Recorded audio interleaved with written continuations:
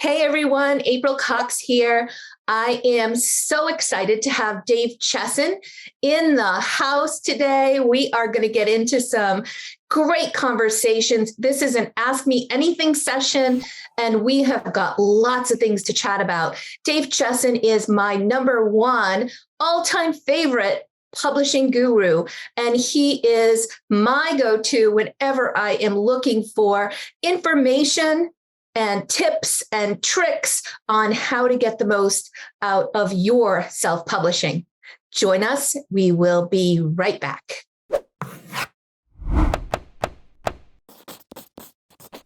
Hi, Dave. How are you? So nice to have you here. This is always the highlight of my time here with my work group and everybody is when Dave Chesson comes in and hangs out with us for an Ask Me Anything session. We've done this a couple times a year, I think, over the past few years. And Dave, I'll tell you, your videos on my YouTube channel, our interviews are top of, all views. Everybody's got amazing things to say and cannot wait to hear all about what we're going to discuss today. So thank you so much for being here. Yeah, no problem. Glad to help out.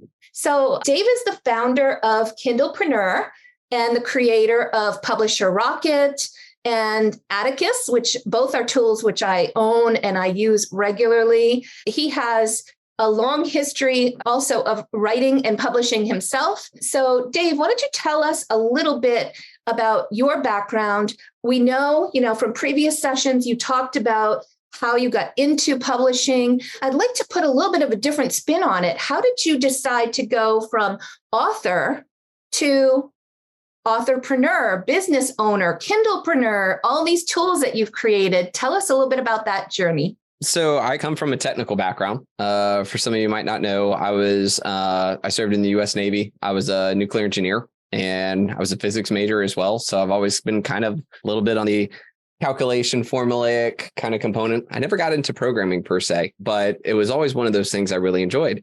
And that's one of the things I really liked about Amazon was just trying to understand why Amazon does what it does, and they don't just randomly decide to put books. I mean, everything is a calculation to them. I once read a report that they spent somewhere of like $500,000 in order to find the perfect shade of orange.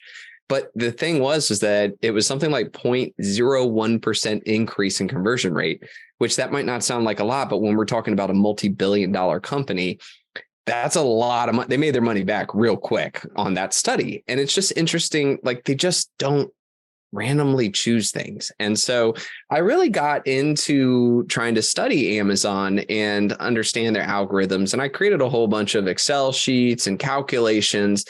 And when I was originally teaching and creating Kindlepreneur, let's face it, when you hand people a giant Excel sheet with lots of numbers or so, it's just like, whoa, like way too much. And that's what really got me to think, man, if I could find some programmers to help me take these calculations and these situations and make it easier to see and understand, this could be phenomenal. And that was really how Publisher Rocket got started. But my original dream of the program was, all right, let's create something that gives us really good keywords and also lets us see, into our competition and understand these things.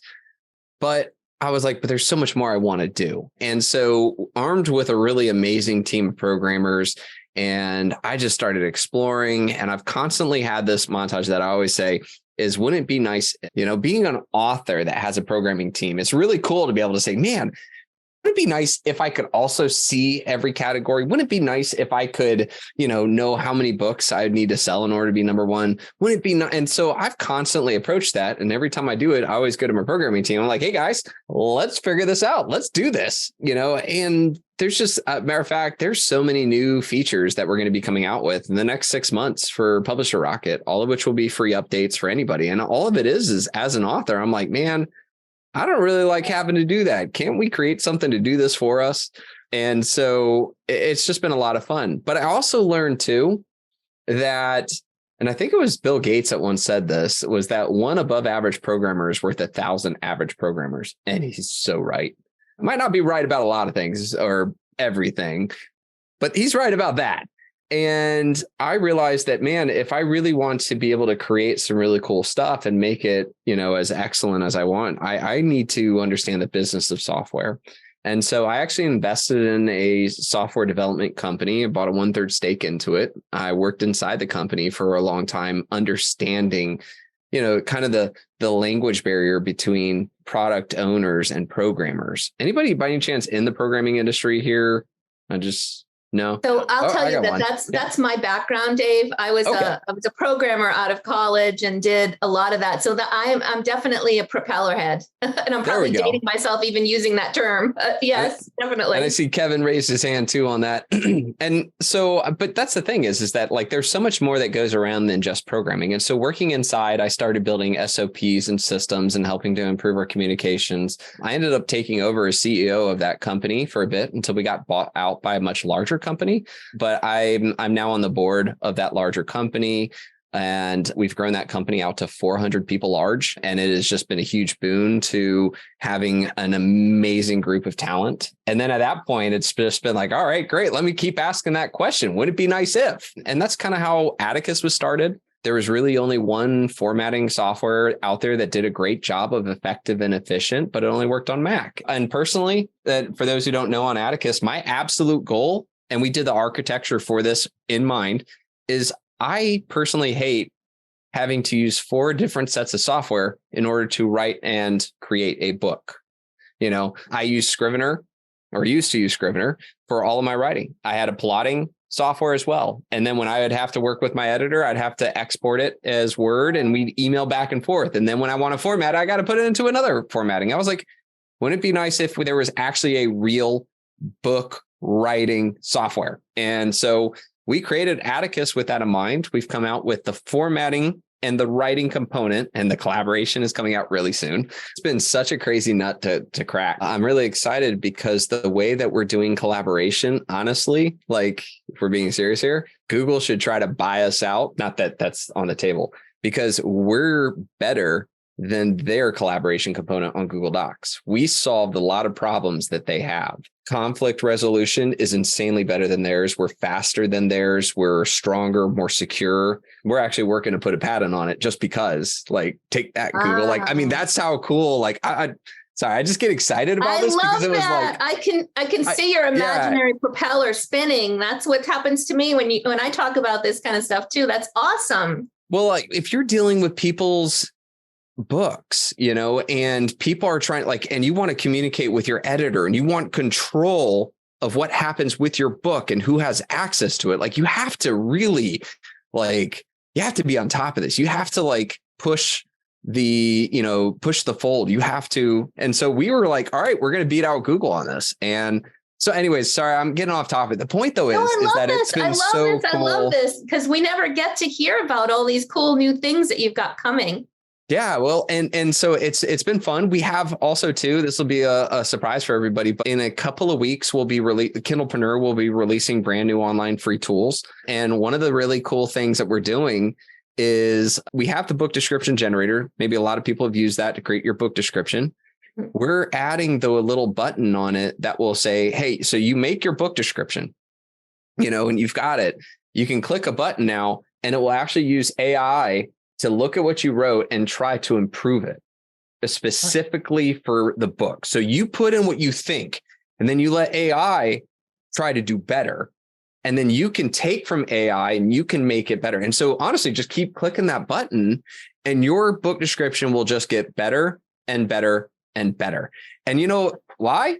And it's absolutely free. Like it will actually cost my business. Every time somebody clicks, it will cost us a couple of cents. But I'm like, I think it's a really, like, I'm not gonna lie. I hate writing book descriptions. Wouldn't it be nice if I could have something help me with this? Have something help me create more inspirational terms or more power, words, or, angle it better in structure, like. And so, and it's not just ChatGPT. We actually created these insane things that help to form things in the right book description layout. And the only thing you have to do is just tell it if it's fiction or nonfiction, because those are completely different descriptions. In an industry where there's lots of tools and lots of people competing for attention and trying to compete for those author dollars, here's Dave Chesson who is providing a ton of free. If you have not gone to kindlepreneur.com and marked that as a bookmark, if you're looking for information about something, you can go to kindlepreneur.com. Between the blog posts and articles and his recordings and all the free tools, there is so much. The free Amazon ads course is how I found Dave, along with just a lot of Google searching on self-publishing. But this has been such an inspiration to me, Dave, and that's where my heart is to provide services to authors, to serve the author community. And I see that in you so much. And it's inspired me and it's inspired so many others. So thank you on behalf of the authors here with me and those watching and out there everywhere, because every time you create and release new things, it is just opens up a whole new world for us. Well, I appreciate that. It's really a lot of fun to create. And more importantly, as an author myself, I'm kind of like, wouldn't it be nice if too? So it's just been a lot of fun. Marina asks, will your book description tool work for children's books? It's a very different audience versus fiction and nonfiction, regular novels. So here's what's going to happen. And the thing is that I've got a programming team where we're constantly adding and improving. So it's what comes out in a couple of weeks is going to be really cool. It's not perfect yet. For the programmers here, you're going to know exactly where I'm coming from. There comes a point where you want to make something that doesn't require as much complication, right? Like I've seen people try to do something where it's like, all right, fill out these 40, things, and then it will be able to create something good. But at the same time, you also want to create something that can still tailor to people's needs. So for example, one big thing we did was just making sure that the system understands that it's fiction or nonfiction focused. We have seen that with like children's book, it senses that, hey, this is children related. And so it should be in a certain voice. That being said, though, is that it's going to come across as like you're speaking to children. And sometimes when you're doing your book description, you might want to speak to the adult and it might fail on that. So I think it's one of those things where we're going to look at a couple of general, like there are certain genres. Another one that's also very unique is memoir. Memoir, I've always told people market-wise, memoirs are the half-breed of nonfiction and fiction. A memoir is truly nonfiction. I get it. But the reason why people read a memoir is for the story of it.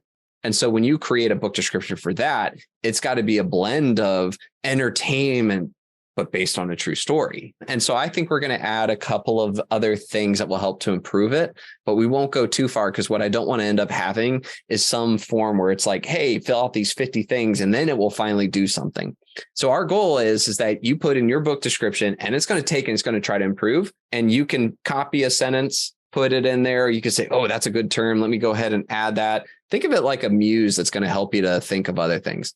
But over time, we're definitely going to add a couple more things. I just don't want to make it so complex or as inefficient. I think it could just be like, click. I like that. I'll put that over here. Click. Right. Ooh, that's good too. And so forth. And it just lets you polish that cannonball. As new things come and, the big push towards AI has been crazy. It's just everywhere. And you were ahead of it, and the fact that you're incorporating it into what you're doing and using it wisely here to help with author, descriptions and things like that. I think that's just amazing to see that you are, at the forefront of technology as we're working through it. There's no question on it, but I do want to address AI a little bit. I am in the weeds on it. And I am trying to understand it. I will not tell anybody here that I am an expert on AI. I got people who work for me that are, which is great. And usually I'll have a glass of whiskey with them and try to better understand it. Most of what I'm trying to do is figure out what it looks like in the future. Let me preference some of the statement. When people were talking about NFTs and blockchain, I knew it was very problematic from the get-go. And I think it was problematic because that industry, if you will, was kind of split. There's purists or libertarians that believe that it shouldn't be a part of the system. And then there was, let's make it part of the system so it makes more money. And when you have a new technology where it doesn't understand what it truly is, that is where that technology is not going to grow legs for a very long time. And so for me, I always looked at blockchain and NFTs as kind of it will have some applicability one day, but it is not going to happen. It's not going to revolutionize or change things. It will probably be for a very niche group of people. With AI, though, that's just not the case. I'm not gonna lie. I wouldn't be surprised if AI puts Google out of business one day. Man, I know Google is scrambling. They're very scared of it, to tell you the truth. They're very mad that they didn't come out with it. Microsoft is spending billions of dollars to jump in with ChatGPT, an investment, and Bing is starting to use it. The point is that it will change a lot of the way, like 20 years from now, we're going to look back, and it's kind of like 20 years ago when you look back before the internet. So I know that sounds like a doom and gloom, but that being said, though, the way to look at AI for authors isn't so much as a replacement, nor will it be something that jeopardizes what we do. The reason for that is Amazon's going to fight it tooth and nail. It doesn't make business sense for them to allow books that are fully AI generated, and they don't want it. They do not want their marketplace to be flooded with stuff. And so you're going to see Amazon take a lot of actions in the future. And it's not because Amazon's being altruistic. It's because it's going to hurt their bottom line. And usually you can bank on Amazon when it comes down to that. I think there's going to be a lot of changes in laws about this too. However, though, for us authors here, though, I believe that AI can be an interesting muse. I think that you can use it as kind of an assistant. For example, there are some really cool things on which you can help to develop an outline. You can also, I'm not gonna lie, I've been using AI to grade my articles on Kindlepreneur, not write them, to grade them. And it literally comes back with input and tells me, hey, you didn't really come across personal on this. It was pretty academic, like, hey, you might want to change some of these things so you actually sound like, make it easier to understand, and I'm like, this is awesome. It's like having my high school teacher, bop me over the head for all the times I would I love it. So it's things like that. Or the other thing too is, like we were talking about the book description. It's not going to write the book description for you, but it can come in and be like, here's some ideas. Like, oh man, why did I think of that? I don't like it. Those are the ways that I think it's going to be really cool for us authors. One last thing on it before we get into particular questions. I do want to talk about like Midjourney, which is graphic design. So I love Midjourney. I really do. I'm having so much fun with it. It is a genie in a bottle. It's fun. I've been loving creating my characters, not putting them in the book, but using them as character cards as I write, so I can visualize them. Or when I'm talking about a castle, I'll actually have Midjourney build the castle for me so then I can see it while I write. I love that. I worry a little bit about specifically covers. Amazon hasn't done anything yet or anything like that, and they haven't said anything. So please understand, this is just me giving speculation. Okay, is that it wouldn't surprise me if Amazon attacks AI art in the future or makes an all-out attempt on it. Inside the book, I have reason to believe that maybe things inside the book might not be as vulnerable to an Amazon attack. Okay. And the reason for that is because Amazon has not set up any system to crawl truly inside a book. They do have look inside the book, as we put it on Amazon, but they're not reading throughout the book. So if people ask me, am I safe using AI art on my book? I personally won't do it on my cover, but I have used it inside of my book for like a chapter theme or a full bleed image, or I had it generate a map, that I put in there and that sort of thing. That's my own personal preference. And if somebody has said otherwise, that they could be absolutely right. This is just my speculation. So I just wanted to get that out there and let you guys know my thoughts on that. And I'm going to say I could be absolutely wrong. Well, I've definitely played around as a geek myself with Midjourney and with lots of different AI tools, ChatGPT and others that are based on that. And I'm loving, like you said, there's so much potential to be able to make what we do better or make us more efficient. So I'm excited about it too, but I definitely can understand that there's some big changes coming. And for me as a techie, I'm excited about it. But also whenever you have Amazon concerned and starting to make changes with their algorithm and with other things, it throws a little bit of red flags for me as well. I had one of my authors recently that had his whole account shut down. I had worked coaching him for probably almost 2 years now, building up his brand. And he does like maze books and lots of activities, books for kids. and some sort of issue they identified, and his whole business now is closed down. One thing that Amazon has done recently, and I don't know if it's in line with some of this or if it just happened to happen at the same time, but about 6 months ago, Amazon changed the way their automatic system verifies accounts, because since 6 months ago, accounts have been terminated like crazy. This is not about a culture or a location specific. This is just factual. A major area that has had lots of accounts shut down are in Africa and some in the Middle East, and their country, specifically in certain countries. And a lot of that is because I think Amazon has realized that there have been a lot of people who have started up these accounts and have maybe put in books that probably weren't well put together, might not, with English not being the primary language. And Amazon took a change there, and it has absolutely eradicated a lot of accounts. That being said, though, is their system is automatic, and it has made some mistakes and has terminated accounts that were not a problem. Just recently, good Lord, I'm blanking on his name. He's actually a really big authority.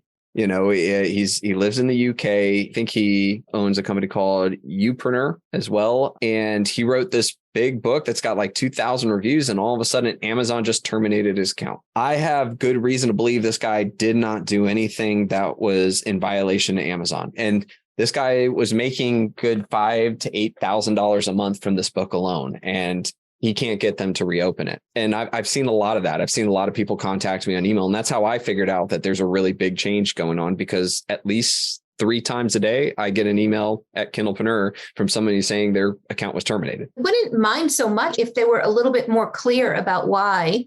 And, you know, because I've been working with this author and said he gets these emails saying you violated some sort of content thing. Now, these books hadn't been changed in over a year. Mm-hmm. All of a sudden, he's violated something. And when he responds to say, can I talk with somebody about it? They say no. Well, can you be a little bit more specific? And they send him a link to their content guidelines. And that was it. And then because he didn't act upon it as quickly as they wanted, and they flagged multiple of his books in a matter of, you know, less than a month, he was completely shut down. And I just don't see that as being very wise for Amazon from a business decision. Yeah, absolutely. So there's a couple of things. And by the way, I'm not being mean when I call it this, but I really mean when I say Amazon humans. The humans are just terrible. And that's just putting it nicely.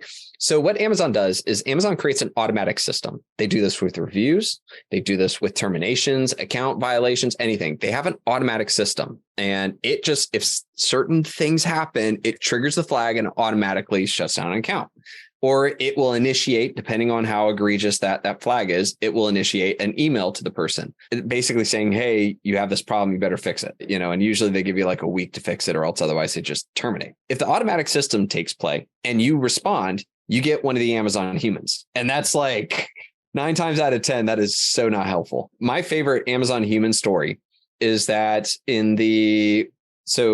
Amazon book categories, right? I'm sure you guys know that after you publish, there's a form you can fill out. That the purpose of the form is to say, hey, I want my book added to these categories. Okay. And no problem. However, though, about 10% of the time, you'll get one of those Amazon humans that will respond and say, I'm sorry, but we don't do the practice of adding or changing categories. And you're like, I filled out the form that specifically says for changing categories. Like, right. So every time I get one of those emails from somebody who's like, they don't do it. I'm like, no. You got one of those humans. Try it again. Probably based on a lot of back and forth, because I help a lot of people. Last year, it was 127 books published through me and my team helping authors. And so I'm always helping and working with them to update categories, keywords, use Publisher Rocket, and help them add the categories that we've selected, right? Based on that. And I always help them request it, but then they say it's done and you go back and check it. And I would say 70% of the time, based on my experience, they've stopped after a few categories and they don't do the rest. So if you're not checking on their work, even if they say that they've added your categories, go back, because usually you have to go through a couple of iterations of help to get it done. And that's too bad. Yeah. I saw a question in it that says, are people able to get their accounts reinstated? And the answer is that you can. It just takes time and patience and a little bit of luck. I wrote an article on, I think if you just Google like how my account got terminated, how to get my account back or something like that, it should show up. And it literally is a step-by-step, but it is not perfect. There is no way. I wish I had a human that I could be like, hey, this is my guy. Take care of this person. Otherwise, exactly. I'd be really busy. But the fact of the matter is that what it really takes is if you get the email, respond immediately. Like, especially if they give you a warning, and be over communicative, like respond and then respond again and then respond again. I would give it maybe like a day, every day until you have confirmation that it's good to go. Be polite. I understand that human can be ridiculous and they may copy and paste the wrong thing. They may say something really idiotic. Okay. Don't point it out to them because you have a much higher chance that the human will do their job and, do their job well or better if you're not coming across in all caps. We all know what we were talking about, right? All caps, right? All caps is just a major turn off to them. And they're like, be gone with you. But respond. Again, there's a whole bunch of steps that one can take. And finally, too, one thing I do say to people, this is kind of like the little magic pill, if will.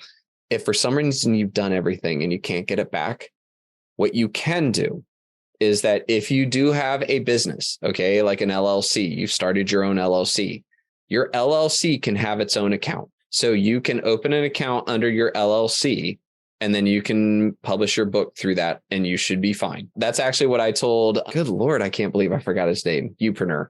I said, look, if you can't get them to do this, give it a week because he's losing a lot of money every day.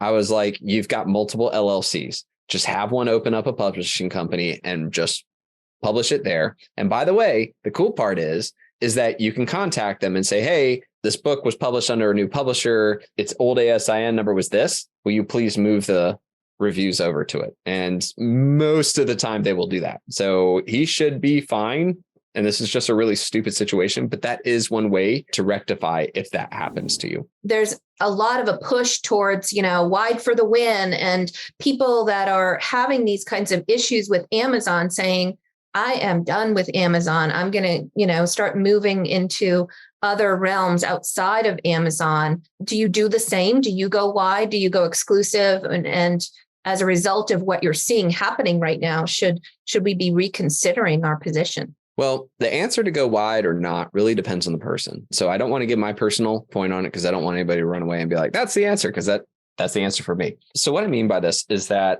if you choose to go wide, I tell authors, then you really need to give wide the same kind of attention you give Amazon.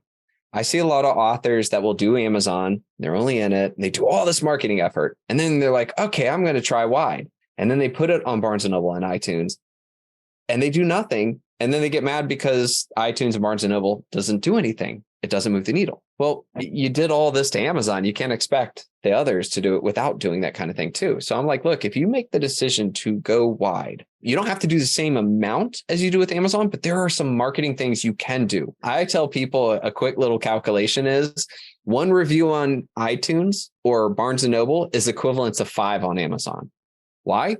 Because people don't usually leave reviews on there. If I see 5 stars on Barnes & Noble, that says a lot. That says more than 20 5 stars on Amazon, just because it's not. People don't fill them out as much. So an author that puts a little bit of effort in Barnes & Noble, sending people there, pushing, asking for some reviews, just a little effort in there goes a lot longer than that same effort on Amazon. So if you choose to go wide, I highly recommend that you really look at just giving a little bit of love to those other markets as well. There's some great resources out there that talk about how to do those. Another thing that I tell people too about going wide or not is it really depends on, I hate to put it this way, and I'm just trying to create something that's usable here, because a lot of times my answer is going to be, it depends.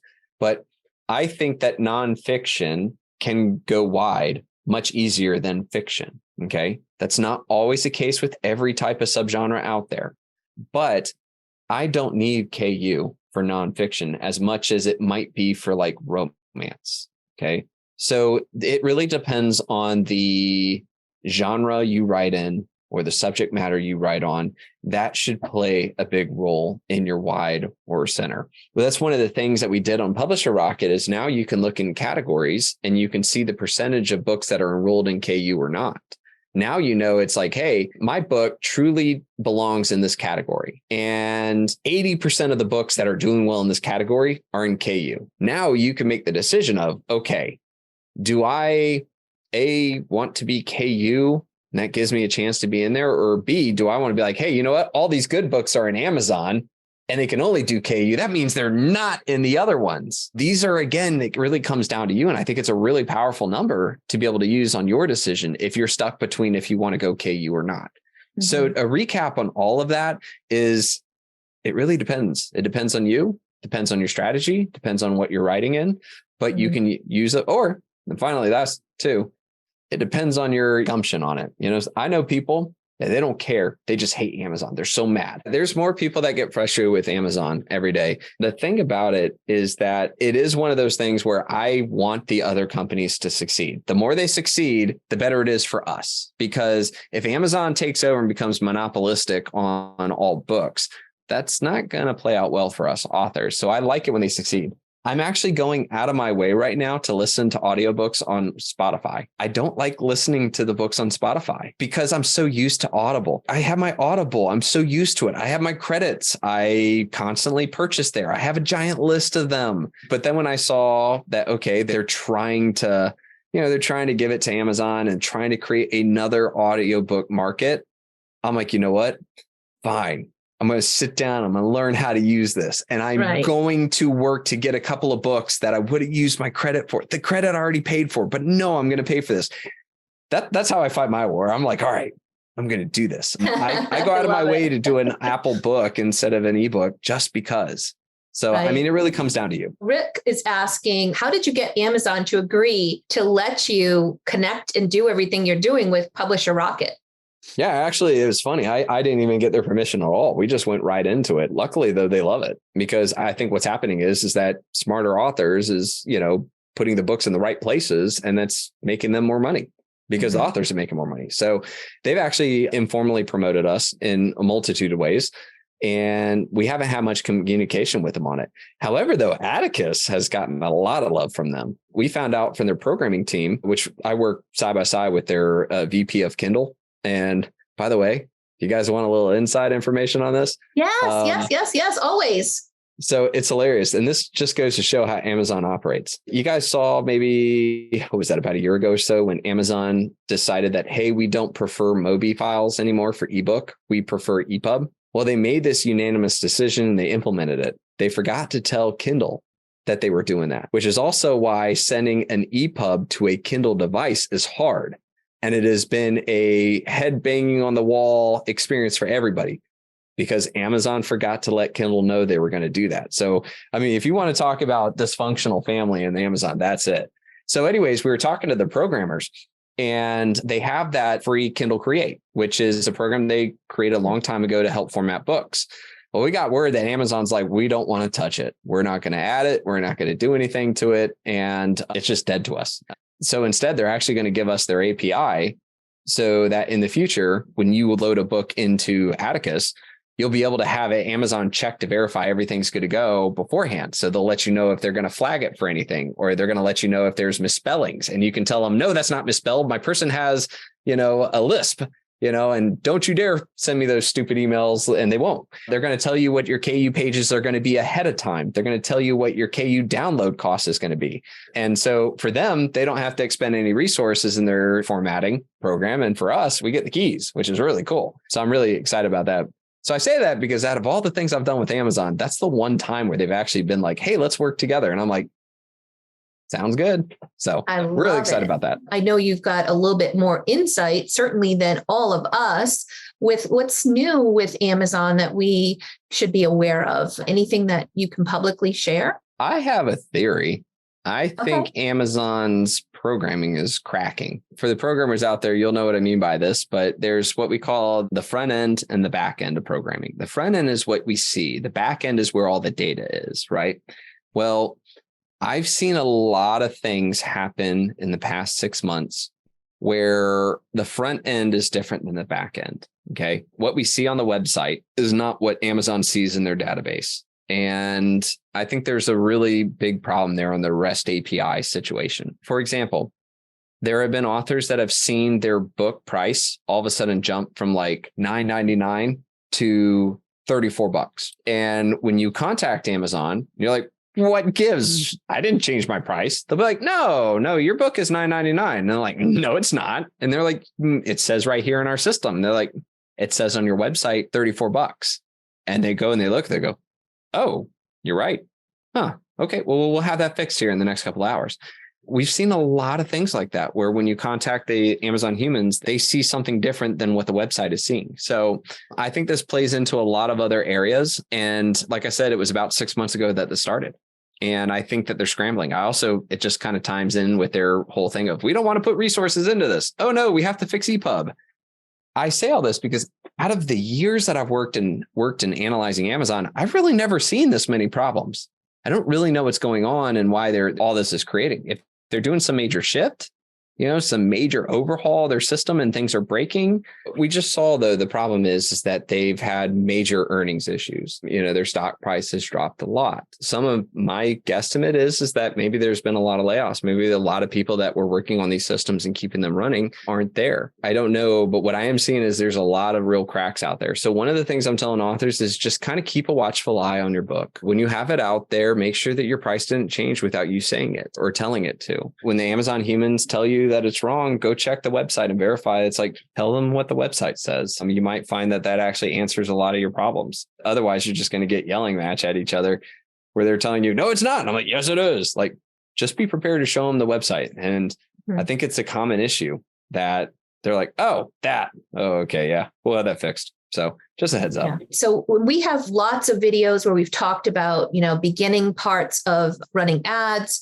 And for all of you that are watching this or here with me, I highly recommend you go and take the Amazon ads course that Dave has, which is absolutely free. Go through that. You'll learn a lot. We also have lots of videos and interviews where we've talked about that. So I want to kind of shift more to a little more advanced kind of stuff with ads, Dave. So when you've got, you're doing everything that in general we've talked about, we're following your Amazon ads course, and we're having trouble with that. What do you typically do with troubleshooting ads that by all, you're looking at it and it should perform just fine, but things just aren't performing? What kinds of troubleshooting do you recommend? Yeah. One of the things I like to do is I like to put myself in the journey. Okay. The data is sort of like a path, and I like to walk the path and kind of look around and be like, hey, why does the scenery suck? Or, hey, the scenery is so good until this point. Now it's,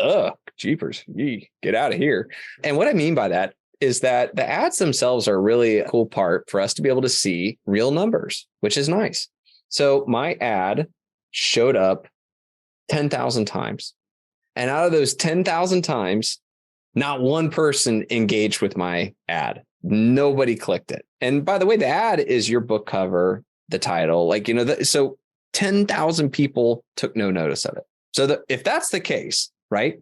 So I'm walking this path. I see, oh man, I'm in a really bad neighborhood here, 10,000 and not one engagement. And then I'll sit there and say, why?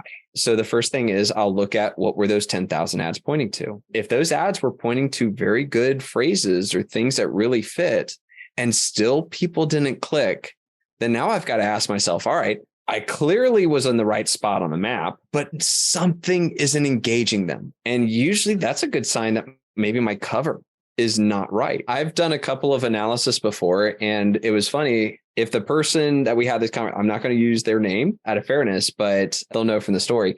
It was a book on type of writing. Okay. However, though, the person used a typewriter on their cover. Where they failed, though, was that when you shrink the cover size down to how small it looks on Amazon, okay, in those search results, no joke, it was a retro typewriter. It looked like a toilet bowl because the typewriter had a curve to it. And when you shrunk it down, it literally looked like a toilet. And so when people were scrolling, it just didn't connect. And they were looking for things on a style of writing. And that just, people would go right by it. Another time, and again, I really love talking about the sizing of a cover. I tell people that before you accept a cover, size it down to exactly what it will look like on Amazon search, because that's what people will see. And then make it a little bigger when you go to the Amazon sales page, and then people see, because all these fine details that you do, they get lost. Like, I can't tell. I don't see it anymore. And if I see it at this tiny size, like when I'm scrolling and looking for a book, I'm looking at the covers and what sticks out to me. But if you confuse, you lose. And if I don't know what this is, or I don't know what age group this is for, or I don't know what the genre is, or the story, or, what have you, I'm not going to engage with it. And so you can use the ad numbers to help you to kind of identify a problem or improve on a problem. It's kind of like when you go to the doctor. Doctor's like, all right, tell me what you got. It's like, oh, I got this cough. Okay, when does the cough come on? Like they're trying to diagnose where the area is. So, all right. So we said, I have lots of people who've seen my ad and little to no clicks. There's a really good chance you might want to take a look at the cover and the title. Now, let's say that you have lots of people seeing the ads and you have people clicking on the ads, but people aren't buying, right? That could be a really good situation to reanalyze your book description. And the reason for this is, that there were people that were searching for a book. They saw your book, they saw the cover, and they clicked on it. And not one of those people decided to convert and pay for it. And it's funny is that I've seen a lot of book descriptions where you're right, that is a book description, but that book description does not, it confuses me and it doesn't convince me. And I don't feel any necessary need to buy this. So there's a lot of things that can be improved upon that. I've done a couple of case studies where I've worked with somebody, same ads, changed up their book description, and it was like night and day. They didn't have to turn a thing. And when it comes to book descriptions, one of the things I like to tell people, and this is definitely going to be specific to children's book, is you need to make it very clear what age group this is. Okay. Like, for example, my children are 9 and 11. I'm constantly, when I'm looking for their books, and by the way, my wife is the biggest book. She loves old books, by the way. She is like she walks in the house and she's like, I think I could put a bookcase up here. I'm like, we got enough bookcases. She even built a library. We have our own library in our house. The kids lost one of their rooms to a library. So, I mean, we're like avid old book collectors. Well, she is. I just go along for the ride. But when we're looking for them, we're trying to figure out, can our kids read this? Can they enjoy it? Will they enjoy it? When we're looking at, and by the way, every night before the kids go to bed, they pick one children's book out of the giant library, and then we read a Bible lesson. And that's our night routine.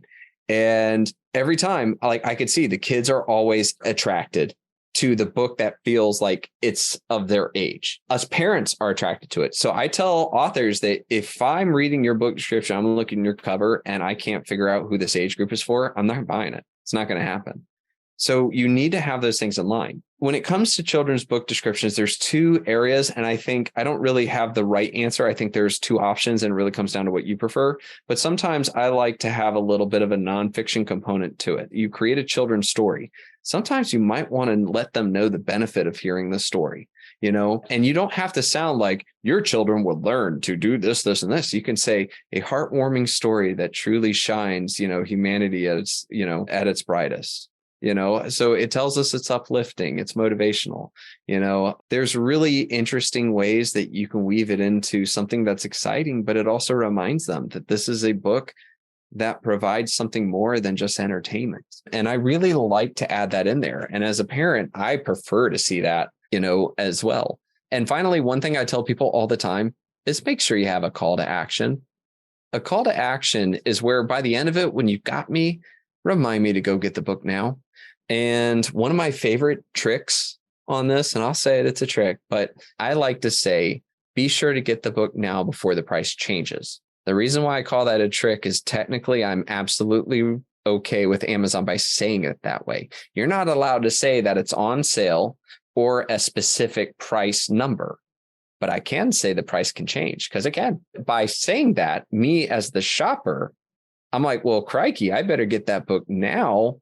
Because I'm just going to assume that means it might become more expensive the next time I come back. That's a great way with a call to action. I found Amazon kicking back some of my calls to action. If I say, grab the book today or whatever, they actually gotten back to me and said, you can't use that. Price change has been fine. because that's okay. So It's what they far. don't want you to do is they don't want you to say it's on sale. Right. The word sale is an automatic flag because what they're worried about is you putting in your book description, get it now at 99 cents or something like that. And all of a sudden, 4 years later, you change the price to $2.99. Well, now the customer's pissed because Amazon's charging it $2.99 when you said it's 99. They hate that. So that's why they're worried about the word sale or specific prices. Mm-hmm. Price change, it's always okay. And that doesn't mean it comes back at anyone. And so that's why I use the word trick on that. But I love it. And I have seen dramatic changes in conversion rates just by having that one little final statement, that little urgency, if you will. One of the things that I'm always being asked about with regard to ads also is, what is good ad performance? What metrics do you look for? So, oh man, I have fought back and forth about this one because the true answer is it depends. I have seen super niche books that if I were to give my number, or something like that, they would feel like they failed. And they did not. They did incredible. For example, I was dealing with a book once on pet death, grieving over the loss of your dog. And there is really normally only so much you can do on that. You can't just if a person doesn't have a pet, they're not going to find this book interesting, right? So in this case, if I were to give my normal numbers, just say I just came up with numbers on it, this person would have thought, oh, I need to spend more because I'm not doing. No. You were tapping your market good. Okay. That being said, though, a fun story to this, and this is also a great lesson on ads. We designed a campaign that was centered off of A Dog's Life, which is a movie. I get it, but it's a movie that deals with pet death. And when that movie first came out, this is a while ago, but when that movie first came out, that was one of the most successful, insane outcomes I've seen in one ad campaign. That person made bank. And truth be told, it was a really unique fit. So the lesson learned, everybody's like, well, I'm not writing pet death. So here's what people can use, though, is think what I call tertiary terms. Okay. Think about the tertiary. So everybody else that was in pet death or, loss of a pet, we're thinking about those particular terms, but nobody thought about that other thing. Okay. Another example of this, and again, is hard science fiction. Okay. Hard science fiction is where you're using real science and you're really, really trying to keep it as close to real as possible. Okay. So The Martian, total hard science, right? Everything in there, was kind of backed by NASA to an extent, right? It was really hard science. It wasn't just magically things happen. Well, creating ad campaigns that target physics textbooks, because if I'm buying a physics textbook or string theory books or things like that, I'm clearly a science nerd. And I probably like a good science fiction that is hard science. See, that's what I call the tertiary side of it, right? She wrote a book on pet death, and then she thought about a movie that ends in, well, I think it's a dog that keeps reincarnating, but it's clearly around a dog that keeps dying.